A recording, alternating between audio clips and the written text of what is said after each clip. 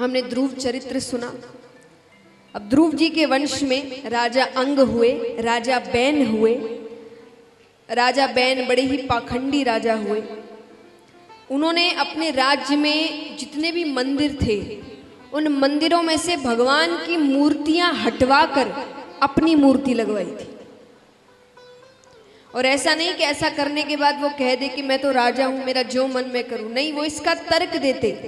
वो कहते कि शास्त्रों में लिखा गया है कि एक राजा के अंदर 6 देवता निवास करते हैं, उस हिसाब से मैं ही भगवान हूं, मुझे पूजो।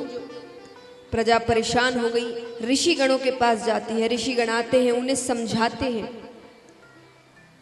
वो नहीं मानते।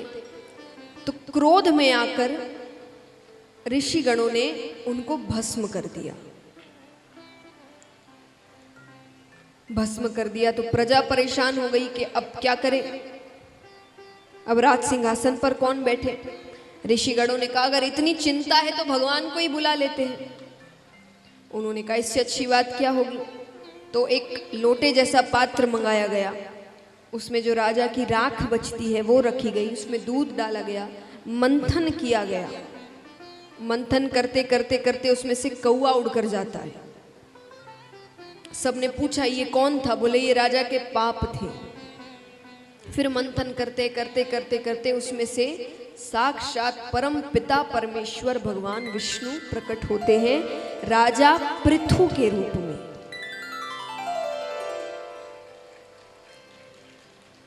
भगवान ने राजा पृथु के रूप में अवतार लिया। उन्होंने कई वर्षों तक राज्य संभाला। आगे वंश में भरत नामक राजा हुए। वो कुछ साल राज्य को संभालते हैं, फिर अपने बच्चों को राज्य देकर वो वन की ओर चले जाते हैं। वन में एक बार वे नदी में स्नान कर रहे थे। एक किनारे पर एक मृगों का समूह था। मृग यानी हिरन। तो मृगों का समूह था, कई सारे मृग थे। उसमें से एक मृग मादा भी थी जो गर्भवती थी। अब अचानक शेर की गर्जना होती है, उससे डर के मारे सब छलांग लगाकर दूसरी ओर कूदने लगे। तो उस मृग मादा ने भी छलांग लगाई। छलांग लगाते ही उसके गर्भ से बालक गिर गया। वो बालक पानी में गिर जाता है। पानी में भरत जी है। भरत जी ने बालक को तुरंत पकड़ लिया, पर इस प्रकार गर्भ से बालक गिरने के कारण मृग मादा की मृत्यु हो गई।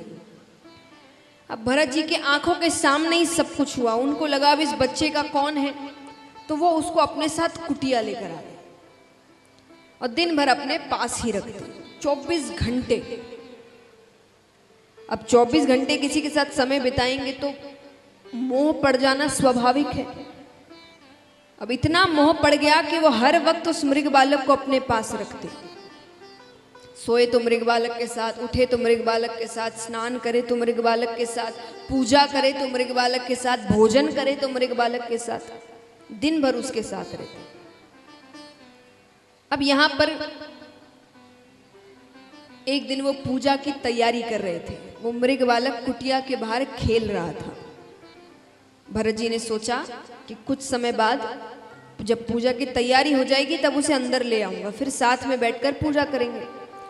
लेकिन उसी वक्त एक मृगों का समूह आता है। अपने जैसों को देखकर वो उनके साथ चला जाता है।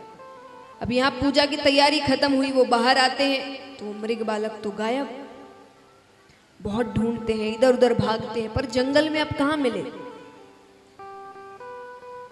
जंगल में इंसान ना मिले, जानवर तो दूर की बात, जब एक जैसे इतने सारे दिखे, कहीं नहीं मिल रहा। बहुत रो रहे हैं, मेरा मृग बालक कहाँ गया, मेरा मृग बालक कहाँ गया। समय साल बीतते हैं, अंत समय आता है उनका। उस वक्त भी उनके मुख में केवल एक ही नाम है, मेरा मृग बालक कहाँ गया। इतना मोह पड़ गया था उनका।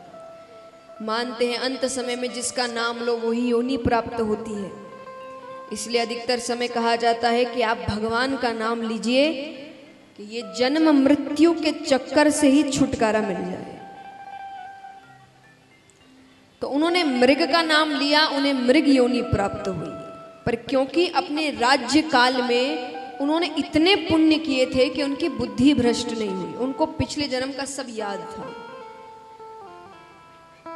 तो वो इस जन्म में भी पूजा पाठ करते, यानी मन ही मन भगवान का नाम जप करते, सही समय पर उठते, स्नान करते।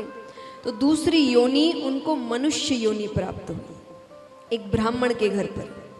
ब्राह्मण की 2 स्त्रियां थी, एक से उनको कुछ बालक हुए थे और एक से एक कन्या और एक बालक। वो एक बालक थे भरत जी। संयोग से इस जन्म में भी उनका नाम भरत ही पड़ता है। कुछ समय बाद माता पिता की मृत्यु हो गई। बड़े भाइयों ने सोचा इसको ज्यादा पढ़ाते नहीं हैं, वरना ये आगे जाकर दिक्कत करेगा। कैसी दिक्कत? अपना हिस्सा मांगेगा। तो उसको पढ़ाया नहीं गया, अनपढ़ रहने दिया गया। घर के काम काज कराने लगे। अब घर वाले कराते सो कराते, बाहर वाले भी कराने लगे।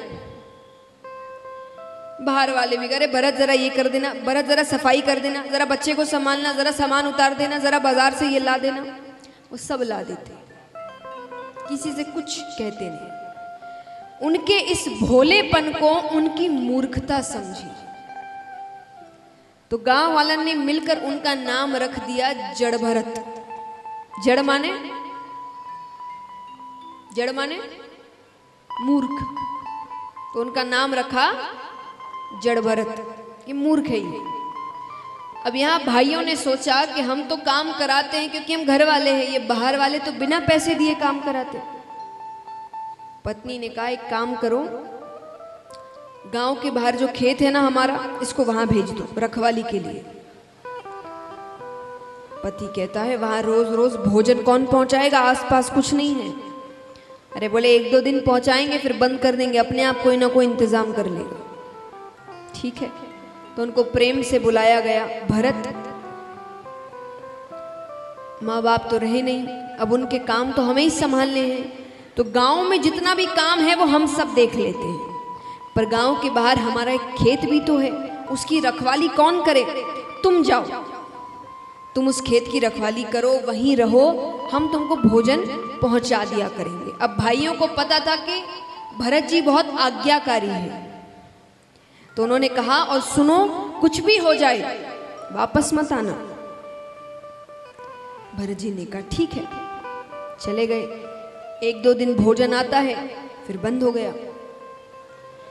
कई दिनों से उन्होंने कुछ नहीं खाया है। उसी खेत के पास एक प्राचीन माता भद्रकाली का मंदिर था। ऐसी अफवाह उड़ रखी थी कि उस मंदिर में अगर किसी की बलि चढ़ा दो तो माता मुंह मांगा वरदान देती है। ऐसा मैंने कहा अफवाह थी, सच नहीं था, क्योंकि कोई भी भगवान किसी बेगुनाह की बलि चढ़वाकर आपको कोई वरदान नहीं देने वाले। तो ऐसी अफवाह उड़ रखी थी। तो वहां पर डकैतों का एक गिरोह आता है। उन्होंने ये अफवाह सुन रखी थी, तो उसके सरदार ने कहा कि देखो आसपास कोई बैठा होगा, उसकी बलि चढ़ा देंगे और माता से बदले में इतना धन मांगेंगे कि कभी भी डकैती करने की जरूरत ना पड़े। तो आसपास तो एक ही बैठा था, भरत जी। भरत जी को लेकर आते हैं। अब सबसे पहले उनको भोजन दे रहे हैं। बलि चढ़ाने से पहले बहुत स्वागत किया जाता है आपका, तो पहले भोजन दे रहे हैं। अब उनको इतनी भूख लग रही है कि वो दोनों हाथों से खाने लगे। इतने दिन के भूखे हैं। जब तृप्त हो गए तो एक डकैत को अपने पास बुलाया। उन्होंने कहा आज कोई उत्सव इत्यादि है क्या? मुझे इतना अच्छा भोजन दिया जा रहा है, कपड़े दिए जा रहे हैं। उसने कहा नहीं, आज तुम्हारी बलि चढ़ाई जाएगी।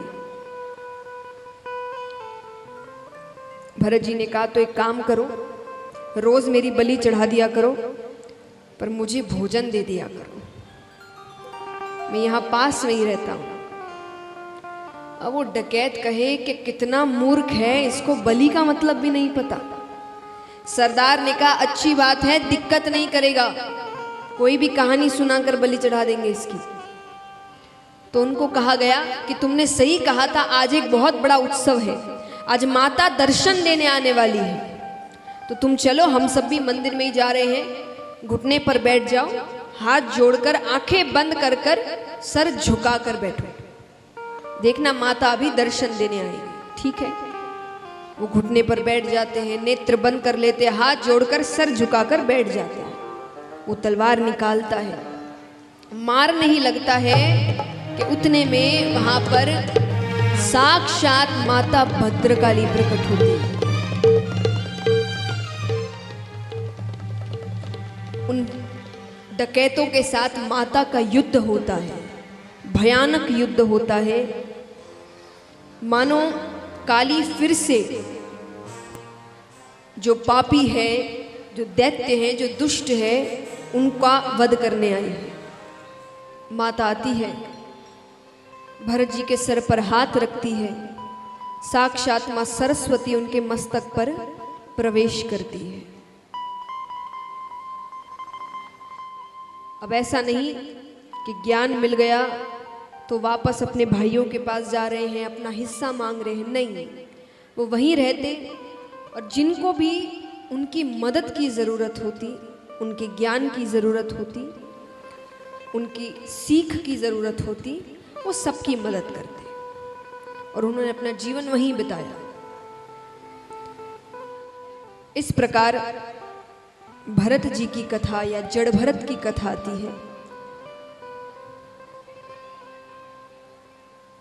कि जिसका कोई नहीं होता उनके भगवान होते हैं, जिसकी रक्षा कोई नहीं करता उनकी रक्षा भगवान करते हैं।